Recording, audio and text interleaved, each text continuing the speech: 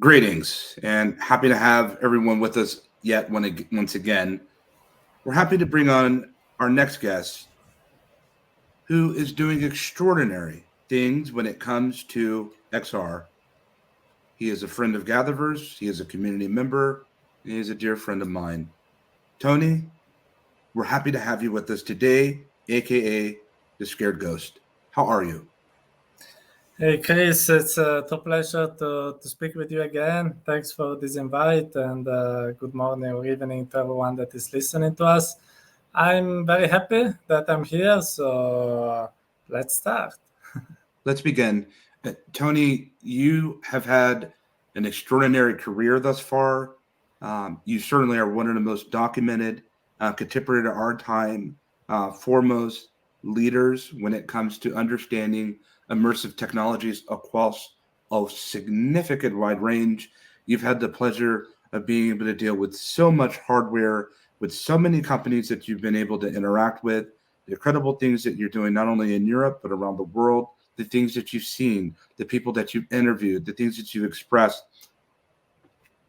Help us to make sense of where we're at right now when it comes to the XR in the entirety of its ecosystem for what you're seeing, its growth, its health, and just if you could just lend to us a sense of what this looks like in the AI era. Is it profound impact? Is it not as impactful? And what are some things that you're seeing today and tomorrow? I have 1,000 questions for you, but I'll just start with that one right now with the little bit of time we have together. Well, let's break the ice. Speaking about how see the ecosystem now, I think that as I've written a few times lately, I think we're also in a transitional moment. We just went from the era of the Quest when Meta had the full monopoly and with his standalone device basically managed to make XR enter a bit into the mainstream. And now there are new trends happening. There is mixed reality. There is a new companies, which are all companies entering the field, like Google, like Apple, of course, with the Vision Pro. So I see things changing in this moment. Of course, it will take time, but it's like the beginning of a new era because it's good because we are disrupting again our ecosystem so we can evolve, which is very important. And in parallel, we are in a moment where the world is also changing. There are wars happening. There are some economic crises like in the gaming sector. So it's a moment where really a lot of things are changing. And I think that probably this will lead also to an evolution of the VR communities itself. XR is already in a way impacting the world. For now, we've seen a lot of impacts, especially in the B2B sector. The way every time people ask about the VR use case, people start telling the numbers of how it improves the training, the productivity, how it can be used for relaxation. Now we saw some examples of the Vision Pro, like Magic Leap used also in the surgery rooms and things like that. I think it's the time that also, well, in my opinion, we are starting also to think about what can be the impact on the general society, starting from now and taking, of course, a few years. And to see how, of course, XR also works with other technologies like AI to create even a bigger impact. I'm personally a big believer in mixed reality and AI working together in doing amazing things. So I think that we are at the beginning of an interesting moment, but now it's still, there's still some troubles given to the current situation. Tony, as I'm sitting here listening to you, I can't help but smile because I remember it was just some years ago that we were walking around Brussels at Stereopsa, and I could remember distinctly just how fascinated you were with wanting to see the headsets and all the different hardware display, and it is so true to your character. I know a lot of people, and we know a lot of people in the community, but I've never seen anyone ever take the fascination and the understanding of hardware and to be able to represent it like you've been able to. With this next Thank you. question, of course, um, and for those that are with us, Tony is one of the penultimate experts in understanding where we're at when it comes to hardware and even software, who I have strong regard for. With that said, Tony, we see this integration of glasses in AI. We just saw what Google just announced last week with Project Astra, and the level of intelligence that's getting into these form factors and to the deploying in the HMDs and augmented glasses. How significant do you think this, and I don't want to call it a pivot, but how significant do you believe that it will be with this marriage pairing of artificial intelligence and glass and general HMD? Well, that's exactly what is one of the things that fascinates me, and I would like also to experiment with it myself, because I think that can be a really great change for everything. Because first of all, what the Ray-Ban Meta proved is that you can create smart glasses which are fashionable and people love to wear just because they are good to wear. So don't look like nerdy glasses. But pairing it with the AI, I think it's really cool, because you can have an assistant helping you every time you need help with something. You just need to speak and say what's the problem, and the AI can see your images and see what you're seeing. I can help you in a contextual way. I'm trying to do some experiments myself on using AI for these kind of things, and I think it can be really, really useful. We also all saw the demo by OpenAI of like 1 week ago. That was really, they were really very fascinating demos, even in educational field, which is something where I'm also a big believer that AI mixed reality, like our friend Alvin Grayling says, can be arrived to become our tutor that teaches us things in the way that is ideal for us. So this is really something I see a lot of value in, because we can be helped every time we need help in a contextual way by AI. At the same time, like every one of us, like I'm sure also you, we have also some doubts about how this, can also have some negative effects. Like, what about my privacy? If I can have these images uploaded to the server of a company, which theoretically should remove them, but I don't know if they can be used for population, for instance, or whatever. Or also, what about about what is AI suggests me, because it can be biased. I like to make an example. Google recently got some critics because the sponsored links are becoming a bit too much. So what about if this AI start working also with some logics about sponsorships and stuff?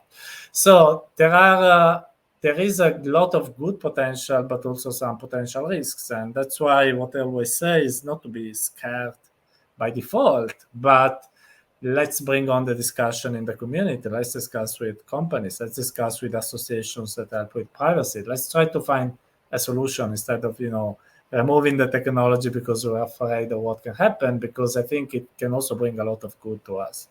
Yes, and following up on that, and an audience that's with us, for the audience, could you imagine yourself walking around with augmented reality glasses that have a certain level of artificial intelligence that's in these glasses and displaying a number of different things and helping you guide along in your day? With that said, Tony, on the same similar line, could you see the mass adoption if Google, which in some ways it feels like Google's been quiet for a number of years within the XR ecosystem, but years ago we know how proactive Google was with what it is that they were evolving when it comes to glass in particular. To that point, do you believe that when it comes to mass adoption, as we've seen with the deployment of mobile devices of AR, might we see the same thing now that we have this type of level of intelligence when it comes to glass? And what might the benefit be for society? We know that Orienbar and those that have been studying on the AR cloud, if you will, the Earth become machine readable in a lot of ways. Can you see that starting to evolve and the level of adoption in that direction? That's a very good question. I think that at the end of the day, first of all, Google, I liked what they showed as a prototype, etc. But it's also true that I think in the latest years, Google lost a bit of spark of innovation. I remember when I was at university, Google was creating new cool products every year. It was really at the top. We all loved it, and then basically it accommodated on its expertise on search engine, on YouTube, etc. And that's why now it risks being disrupted by other companies like OpenAI, for instance. But so what I think apart from this is that this form factor is really, really interesting. So having stylish glasses like the North Focus that have been acquired by Google. So probably what we saw with Astra is a derivation also of what they acquired in a way. And the Ray-Ban Meta and other glasses like that. TCL also made some interesting glasses recently. I think they can really help adoption. The question is, will they, let's say, how economic people say, will they cross the chasm? So I think that the tech people, the innovators, I think will like a lot this form factor. I saw enthusiastic reviews about all these glasses on CNET, on Upload VR, on tech magazines everywhere. But the question is, will my mother wear it then? That's the real questions that I'm asking myself. I honestly don't know. I think today probably no, because it's still something that no, the battery issues, there is functionalities are limited. It's still an evolving product. In a few years, I think maybe it's hard to predict because these kind of things that get mainstream adoptions are always impossible to predict, on paper. I think that can be a fun factor that cracks into the mainstream, in my opinion, not today, but in some time. But I can't tell, I don't think it will come soon with the same adoption of smartphones in a few years. I think there will be need of time. And I think a lot will also depend on how much this AI will be proven useful for everyday usage.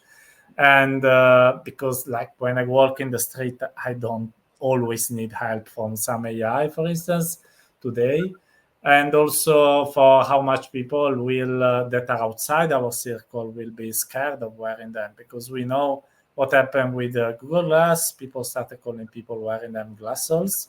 It's also true that society has changed a lot. So now, when the glasses by Snap came out, no one had side effect by wearing them. So society is getting used by to have these devices with cameras. But I also think that we need a mainstream adoption. Really, like smartphones, is very, very hard to get. So I'm confident it's a good form factor to enter the mainstream, but we have a long road in front of us. Tony, I have to ask because I get your publications on my Google News when you do publish, and I enjoy it and say, hey, I know this guy, and I know that your publication is one of the most important ones that we have globally when it comes to understanding XR, adopted by thousands. And so my question to you is why did you go this path? Because I do believe in my heart, I've spent a lot of time with you, that so much of what you cover when it comes to XR and being someone that I know that cares about human betterment, why did you go this direction in your life, in your career, when it comes to the publication and helping people such as myself become aware and to understand? Well, I would say in a way that probably just happened because the blog was shaped a bit around me in a way. So it started, as I always tell the story, that it started in 2016. So before I was anyway sharing some stuff on Twitter or LinkedIn, but mostly Twitter. But in 2016, I started this blog because a mentor called Tommaso Di Bartolo suggested me to basically propose myself as an expert to promote better my startup that at the time was doing full body VR, my venture at the time. So I started a bit like that, and I started it also being convinced that I will have shut down it in 6 months because no one would have cared about what I had to write. But very soon it detached, let's say, from the marketing purpose and started to become something of its own. And the more it went on, the more it became like me, let's say. So that's really my attitude, and that's why the blog follows the same attitude. And that's why also people follow me, in the sense that one day I started asking people, but why do you read my blog? I mean, there are better magazines like Road to VR, for instance. And people basically answer that it's like speaking with me. So it's really like reading a person, not a magazine. So they feel the connection, and that's why they read it. And so, for instance, I like to be funny sometimes, and they like that they enjoy some laugh in the blog. I like to be technically accurate, and this is what the blog is. I like to try to build something good for the world and to help the others, and that's also what happens in the blog, where I help the others understanding better our technology or seeing what are the problems in our ecosystem. Like, I'm an advocate for accessibility or the success of indie developers. So I think this is just what happened. It's not that I thought about an editorial line in detail. It's just that the blog follows who I am, and that's also something I like to be. So I like to inform the community. I'm very proud when I read someone that says, "Oh, I started developing stuff following your tutorials, or my startup got some interest for the community or some investors because they read it in your blog article." I think this is how I can help people, and I think that's what we all should do, because if we want this ecosystem to evolve, I think in the end we should all work together to go there and help each other. That's really what I think, without any kind of hypocrisy or something like that. Tony, as quick as it comes, as quick as it goes, we're already out of time. I want to say thank you for what you just shared and what you've already expressed. The work that you do is critically important, because it's not just a blog anymore. It's an education piece. It's a force multiplier, and it's helped myself in understanding, even to this day, if you will, to understand where we're at when it comes to this very rapid growing technology. And so, audiences that are all with us in GatherVerse.live and YouTube and LinkedIn, follow this blog if you want. If you're one of those type of people that wants to understand what's cutting edge and where we're at, and to make sense of it with a bit of humor, then follow Tony. He does not disappoint. He's consistent, and he's definitely a value asset and a value add to the GatherVerse community. Thank you, Tony. Thanks, Chris. Thanks, Chris. Thanks, everyone. Enjoy VR. Indeed.